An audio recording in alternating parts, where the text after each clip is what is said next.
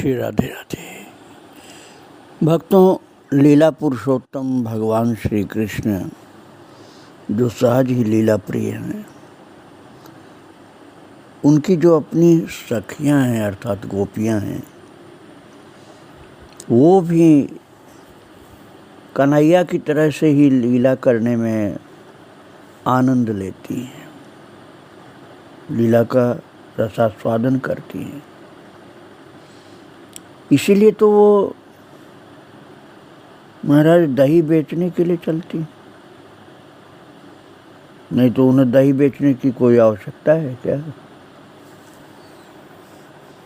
लेकिन नहीं दही बेचने के लिए जाएं तो दिन भर घर में सब मन मारे बैठे रहेंगी।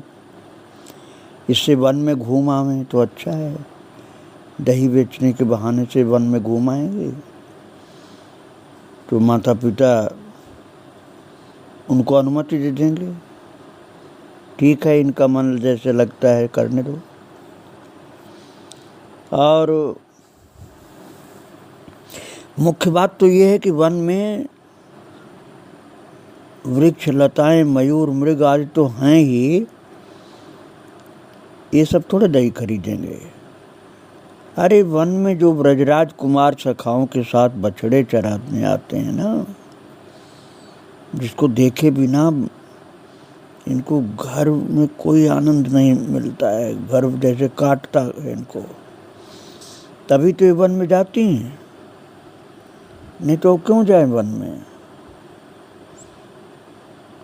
और वन में कन्हैया का दर्शन होगा, इसीलिए सब सहज भाव से अपने अपने सिर पर छोटी छोटी मटकियाँ लेकर के नन्ही नन्ही कन्याएं भी चल पड़ती हैं। बड़ी मटकियाँ जो उनको दहेड़ियाँ बोलते हैं, उनको लिए हैं, उसके ऊपर छोटी मटकी रखी है।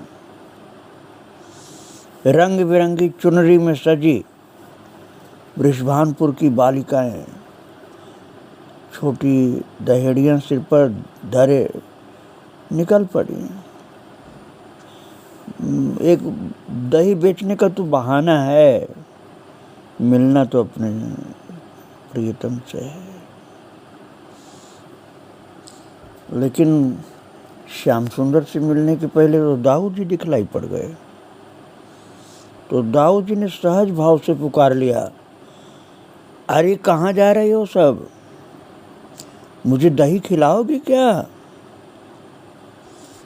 अब महाराज इस नील वसनधारी एक कुंडल पहनने वाले दाऊ से किसी को कोई आशंका नहीं, क्योंकि दाऊ जो है अपने छोटे भाई की तरह उद्यमी तो है नहीं, इसलिए न किसी को छेड़ेगा न तंग करेगा। ये तो सबकी सहायता ही करना जानता है दाऊ, तो इसलिए सहायता की ज़रूरत नहीं है, तो चुपचाप बैठा रहेगा। वो तो ऐसे ही गोपियों से केवल बोल दिया कि कहाँ जा रही हो, क्या मुझे भी दही खिलाओगी? तो गोपियों को विश्वास है कि तो बहुत सहज शांत स्वभाव के हैं, ये थोड़े छीना झपटी करने वाले हैं, और न तो ये कोई उधम करने वाले हैं, ये तंग हमें करेंगे नहीं। तो महाराज सब की सब प्रसन्न हो रही हैं कि आज दाऊ जी ने हमसे दही मांगा है। तो दाऊ सांकरी खोर से आगे आकर के अकेले बैठे थे कदम के नीचे शिला पर।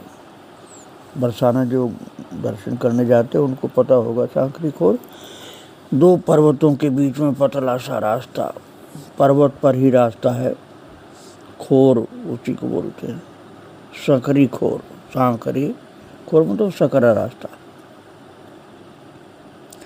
और लड़कियों को दहेड़ियाँ लिए जाते देखकर सहज भाव से दाऊ बोल उठे थे, और सहज भाव से पुकार कर कह दिया था, मुझे दही खिलाओगे क्या, कहाँ जा रही हो सब? तो सच तो ये है कि बड़े भाई को यहाँ अकेले देखकर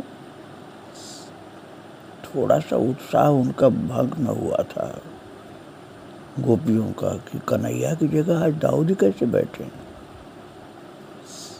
बड़ा भाई समीप न हो तो छोटा उद्यम अधिक भी कर सकता है और सर्वथा न करे ये भी संभव है, किंतु आज तो दाऊ बैठ गए। आज की यात्रा कहीं हमारे नीरस न रह जाए। कन्हैया के चुलबुली लीलाओं, स्पर्श करना, धक्का मुक्की करना, छीना झपटी करना, ये तो गोपियों को आशीर्वाद लगता है। अब दाऊ जी के सामने तो कन्हैया इतना करेगा भी नहीं। आज ये दाऊ जी कैसे बैठे हैं। बालिकाओं की आशंका ने माने दाऊ जी को जैसे द्रवित कर दिया हो। तो दाऊ के शब्द कान में पड़े और सब की सब खड़ी हो गई। सबके मुंह खिल गए इस बात से कि चलो दाऊ जी ने उनसे दही मांगा है। सब सिमट करके निकट में आई और संकोच और आदर और श्रद्धा, पता नहीं क्या क्या उनके मन में आता गया। दाऊ के समीप सबने अपनी जो दही की मटकियां थी ना, वो सब रख दी और कोई एक शब्द भी नहीं बोले।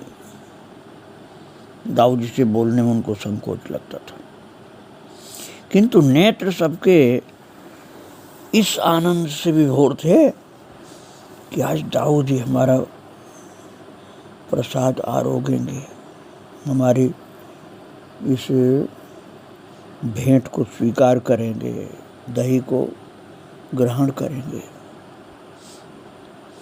तब तक दाऊ जी बोल पड़े, अरे नहीं, मैं यूं ही कह रहा था, तुम सब ले जाओ। मैं तो ऐसे ही बोल पड़ा था। अब दाऊ ने बालिकाओं की सरलता देखी कि ये तो सब ला के मटकी सब मेरे पास रख दी। तो बिल्कुल शांत थे वो।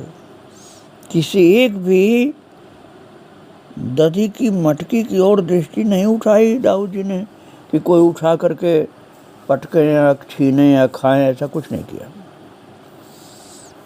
तो महाराज एक बालिका ने कातर कंठ से धीरे से कहा, तो आप थोड़ा भी नहीं खाओगे? किसी गोपी ने कहा, तुम थोड़ा तो खा लो। प्रेम से नेत्र भराए कि बुलाए भी और ले भी नहीं रहे। और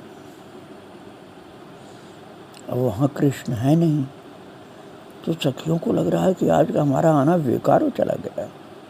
दाऊ प्रसाद भी नहीं ले रहे हैं, कन्हैया का ही प्रसाद मान के ले लें, और कन्हैया है ही नहीं यहाँ। ये बड़ा भाई भोग नहीं लगाता तो उससे बची हुई इस दही की ओर छोटा आँख उठाकर भी पता नहीं देखेगा कि नहीं देखेगा। अच्छा, यहाँ थोड़ा सा डाल दो, दाऊ जी ने बड़े धीरे से कहा। दाऊ को स्वर की कातरता, जैसे जो गोपियाँ जो भाव भरी अपनी वाणी से बोल रही थी ना, जैसे उनकी वो स्वर की कातरता अर्थात उनकी वाणी की विनम्रता स्पर्श कर गई दाऊ जी को, इसलिए बोल पड़े वो कि जो शिला है ना, आप लोग देखेंगे तब तो सब समझ जाएंगे। जो दर्शन नहीं किए हैं सांकरी खोर का वो नहीं समझ पाएंगे। वहाँ मिट्टी नहीं है भक्तों, मिट्टी नहीं, सब पत्थर ही पत्थर, साफ सुथरे पत्थर हैं बिल्कुल। वो शिलाएं बड़ी भाग्यशालिनी शिलाएं हैं, कन्हैया की लीला की साक्षी हैं सब। तो साफ सुथरी शिलाएं हैं, इसलिए दाऊ ने कह दिया, थोड़ा फूंक मार करके शिला को कुछ रज हो तो उड़ जाए, स्वच्छ कर दिया। बोले यहाँ थोड़ा सा डाल दो, अच्छा तुम दही अपने। तो अब कृष्ण होते तब तो छीना झपटी करते, बहुत लीलाएं होती, लेकिन दाऊ जी ने तो बस कह दिया अच्छा तुम्हारा नहीं मन मान रहा है तो चलो मैं फूंक मार करके शिला साफ कर देता हूँ, यहीं शिला पर डाल दो, मैं ले लूँगा तुम लोगों का दही। दाऊ इतनी सारी दहेड़ियाँ देख करके, गोपियों का भाव देख करके खुश हो रहे थे कि इनके अंदर मन में बहुत भाव है। तो वो बोल पड़ी, वो जो शिला पर डालने के लिए दाऊ जी ने कहा ना, तो गोपियाँ बोल पड़ी आप इन्हीं में से खा लीजिए ना, ये मटकियों में से हाथ डाल करके आप खा लीजिए, शिलाओं पर आप क्यों डलवाते हैं, अपने हाथ से मटकी से निकाल के खाइए आप। तो इसलिए सब दाऊ के पास ला करके अपनी अपनी मटकी रखती कि आप शिला पर मत डलवाइए, आप इन्हीं में से हाथ डाल करके दही निकालिए और अपने हाथ से खूब प्रेम से पाइए। अब दाऊ सोचने लगे इतनी सारी मटकी की दही मैं कहाँ से खा जाऊंगा, लेकिन इनको निराश भी तो करना ठीक नहीं है, इसलिए एक उंगली उठाए और महाराज एक एक उंगली सब में से दही में से सबकी मटकी में डुबा करके और फिर उसको चाट लिया दाऊ जी ने। तो अब वो सोच रहे हैं कि चलो इनकी जैसी इच्छा हो, हम शायद शिला पर डालती तो कुछ ज़्यादा ही खा लेते, लेकिन ये तो एक उंगली से ही डुबा कर चाट लिए बस। वो कह रहे थे दाऊ जी की शिला पर डाल दो, लेकिन गोपियों ने सोचा कि मुझे लगता है कि अपने हाथ से ही ले तो ज़्यादा अच्छा, किंतु दाऊ जी ने तो एक उंगली से ही बस स्पर्श करके उसको चाट लिया। अब भक्तों ने थोड़ा शर्मा करके सखियाँ बढ़ी आ गई कि आज तो कन्हैया मिले नहीं, दाऊ जी मिले तो इन्होंने एक उंगली से ही चाट लिया और ज़्यादा तो दही लिया ही नहीं।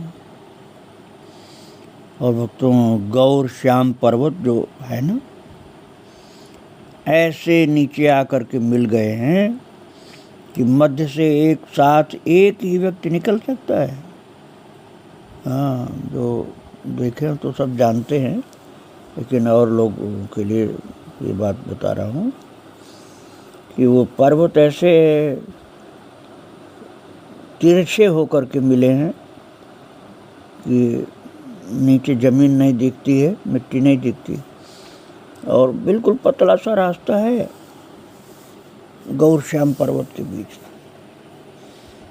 और एक आदमी ही सही ढंग से निकल पाएगा, दूसरा चलेगा तो उसको थोड़ा सा चढ़ना पड़ेगा। पर्वतों की ढाल पर दोनों ओर महाराज बालक बैठे हैं और उनको वहाँ बैठने में आनंद आता है, पैर नीचे कर करके पर्वत पर बैठे रहते हैं, मुंह नीचे की तरफ झुकाए हुए, और हजारों बालक बैठे हैं, उनकी आदत है ऐसी बैठने की। तो कारण क्या है, इतने बच्चे बैठने के कारण क्या है, अब आप ये सोचो पहले। कारण ये है कि आगे रास्ता रोके मयूर मुकुट वाला घनश्याम वनमाली बैठा हुआ, कटी में पटका लपेटे, दोनों पैर फैला के कटी पर दोनों कर धरे खड़ा है मार्ग रोके। वो कह रहा है तुम सब मेरे वन से प्रतिदिन छिप कर दही बेचने निकल जाते हो, आज मेरा कर दे करके जाना पड़ेगा तुम्हें, कर मतलब टैक्स। और अब सखियाँ मन में आनंदित हुई कि कन्हैया इधर बैठा था, दाऊ जी उस तरफ थे, अब दिखलाई पड़ा ये सखाओं सहित। तो सखियों को भी कन्हैया से तो बोलने में आनंद आता है ना, इसलिए सखियाँ बोल पड़ी, थोड़ा सा उत्साह जैसे उनका बढ़ गया हो। तनिक धृष्टता पूर्वक कहा कि वन तुम्हारा कब से हो गया, जो वन से जाती हुई हम लोगों से टैक्स लेना चाहते हो, कर लेना चाहते हो तुम।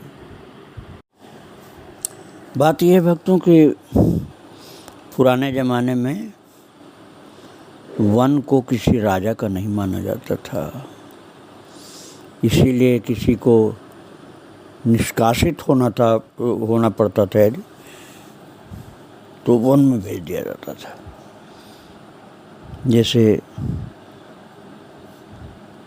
राम जी वनवास को चले गए थे तो वन किसी राजा का नहीं माना जाता था। जैसे जानकी मैया वन में चली गई थी, वन किसी भी राजा के अंतर्गत, राज्य के अंतर्गत नहीं होता था। अब तो फॉरेस्ट डिपार्टमेंट होता है, वन विभाग, लेकिन उस समय वन विभाग नाम की कोई चीज़ नहीं होती थी। वन होते थे स्वतंत्र, जंगली जानवरों के होते थे, किसी व्यक्ति के नहीं होते थे। तो साधु संत, तपस्वी और जंगली जानवर, उन्हीं लोगों का वन माना जाता था। और अब कन्हैया वन में जाती हुई गोपियों को बोले कि तुम सब मेरे वन से प्रतिदिन छिपकर दही बेचने निकल जाती हो, आज मेरा कर देकर जाना पड़ेगा। तो अब तो कन्हैया के साथ तो बोलने में कोई संकोच इनको था ही नहीं, दाऊ जी के साथ बोलने में संकोच था। तो कन्हैया से गोपियाँ बोल पड़ी, वन कब से तुम्हारा हो गया? एक ने तनिक धृष्टतापूर्वक कहा, बड़े भाई ने सबकी दहेड़ियाँ जूठी कर दी हैं। बड़े भाई दाऊ जी महाराज ने सबकी दहेड़ियाँ अर्थात मटकियाँ जो सब जूठी कर दी। गोपियों ने कहा, सबकी दहेड़ियाँ बड़े भाई ने जूठी कर दी हैं, उंगली डाल डाल करके सब में से लिया है, अब कर लेने गए चले हैं ये। अब जूठी मटकी हैं सब, अब कर लेने के लिए आ गए हो। तो महाराज कन्हैया ने क्या कहा? कन्हैया ने कहा, प्रसन्न होकर के ताली बजा करके और कन्हैया खुश हो के बोला, मेरे दादा का प्रसाद है, सब दही मेरा है। पहले तो कर मांगा था थोड़ा थोड़ा देख जाओ। अब जब कहा गोपियों ने कि बड़े भाई ने जूठा कर दिया है, उंगली सब में डाल डाल के चाटा है, तो अब तो कन्हैया खुश हो के बोल पड़ा, मैं दादा का प्रसाद लूँगा, मेरे दादा का प्रसाद है, सब दही मेरा है। और जिसको मैं दूंगा उसको दादा का प्रसाद मिलेगा, ऐसा नहीं कि अब तुम्हारा रह गया है। ये सब जितनी दही की मटकी हैं सब मेरे दादा की प्रसाद हो गई हैं, क्योंकि मेरे दादा ने सब में उंगली डाला है। अब ये मेरा है दादा का प्रसाद, मैं किसी को दूं तो उसका होगा। और महाराज कृष्ण ने कहा, इस तर्क को आप अस्वीकार कैसे कर सकोगे? मेरे दादा ने प्रसाद बना दिया तो मेरा हो गया, अब मैं किसी को दूं तो तुमको मिलेगा, नहीं दूंगा तो नहीं मिलेगा। और महाराज अग्रज का प्रसाद अनुज का स्वत्व नहीं है, ऐसा तो कोई कह नहीं सकता है, क्योंकि दाऊ जी तो बड़े भाई हैं, दाऊ का प्रसाद कन्हैया का अपना है।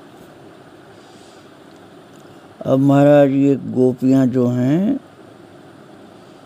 ये दही नहीं देंगी तो कन्हैया तो छीन ही लेगा, क्योंकि दादा का प्रसाद कैसे ऐसे जाने देगा वो। और इस छीना झपटी में मटकी फूट जाए या हार आभूषण टूट जाए, वस्त्र फट जाए तो कोई क्या करे, क्योंकि दादा का प्रसाद ऐसे लेके कैसे चली जाएंगी? वो तो कन्हैया का हो गया, वो कन्हैया तो ये करने के लिए आया ही है वहाँ। और अब क्या कहें, ये भाग्यशालिनी जो लड़कियां हैं अर्थात गोपियां हैं, ये भी तो ऐसा प्रेम भरा भाव लेकर के आती हैं। और अब आप ये मत सोचना कि घर जा कर के क्या बताएंगे कि दही तो है ही नहीं। अरे उनको घर में बताने के लिए बहुत कुछ बातें हैं, क्योंकि वन में कपी हैं, रीछ हैं, बंदर और भालू दही देख करके दौड़ पड़े और झपट पड़े तो मटकी छोड़ के भागनी पड़ गई गोपियों को। और मटकी जब हाथ से छूट गई, शरारती बंदरों और भालुओं को देख करके मटकियां गिर पड़ी तो छूट जाएंगी, और टूट गई मटकी तो घर कैसे ले जाएंगे। और भागने में लताओं से, कांटेदार लताओं से उलझ करके कपड़े फट गए, ये बताने में क्या बाधा है। आभूषण टूट जाते हैं, कहीं गिर पड़ गई, शरीर में कहीं खरोच भी आ सकती है। मैं बहुत सारी बातें उनके पास तो बताने की। और बरसाने में तो सभी के माता पिता आशीर्वाद देते हैं श्री ब्रजराज कुमार को। नंदनंदन बहुत सदय है, वो प्राय बालिकाओं को जहाँ उनकी चीख सुनाई पड़ी दौड़ करके संभालता है कि कोई जीव जंतु न परेशान कर रहा हो। और रीछ कपियों को तो भगा देता है, चुटकी बजाते भगाया। और ये गिर पड़ गई हो तो उठा भी लेता है, इनके वस्त्र आभरण कटीली लताओं से सुलझा देता है कन्हैया। तो ये सारी बातें घर के लोगों को बताने के लिए बहुत हैं इनके पास। और यही रसास्वादन करने के लिए तो आती है। इसलिए कन्हैया इनके मन की बात जान करके इनके साथ ऐसी लीलाएं कर देता है जो इनको सदा याद रहे, कभी भूले ही नहीं। और दाऊ को अपना छोटा भाई 2 पल भी न दिखे ना तो तुरंत पता लगाना चाहते हैं कि वो गया कहाँ, क्या कर रहा है। और बोल भी पड़ता कनू। और श्याम सुंदर बड़े भाई का स्वर सुन करके आवाज तो देगा ही देगा, हाँ दादा दादा मैं यही हूँ, कुछ तो बोलना होगा ना। तो दाऊ ऊपर की वृक्षों की ओर मुख उठाकर देखने लगता है। अरे कहाँ छिपा कू कू कर रहा है तू। तो महाराज बंदर की भांति बोल पड़ता है नटखट कन्हई, खाओ खाओ खाओ खाओ।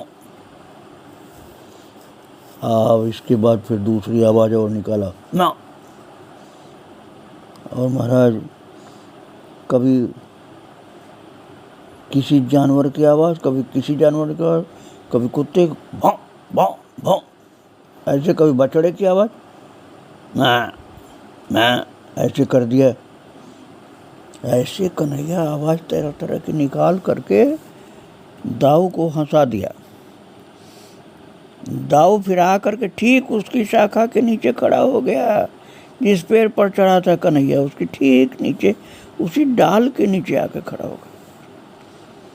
अब फिर कहा तू इतने ऊपर चढ़ा है। और दाऊ का मुख ऊपर उठा, वो कन्हैया ने देखा। वो कन्हैया को अर्थात अपने छोटे भाई को एक टक देख रहा है दाऊ। अरे खूब सघन भली प्रकार फूले हुए कदम की मोटी शाखा पर श्याम सुंदर पेट के बल लेटा हुआ है और दोनों हाथों से शाखा पकड़ रखी उसने। दोनों चरण कभी शाखा के दोनों ओर फैल कर हिलाता है, फैला करके, और कभी पीठ की ओर उठा करके नचाता है अपने चरणों को दाऊ कृष्ण। तो महाराज नीचे खड़े अपने बड़े भाई की ओर देख देख कर हंसता जा रहा है और अनेक प्रकार के पशुओं पक्षियों की बोली बोल लेता है कन्हैया तो। और दाऊ ने अपना दाहिना हाथ उठा करके उंगलियां हिलाते हुए कहा, अरे तू नीचे आ, नीचे आ, कहाँ लेटा है पेड़ की डाल के ऊपर।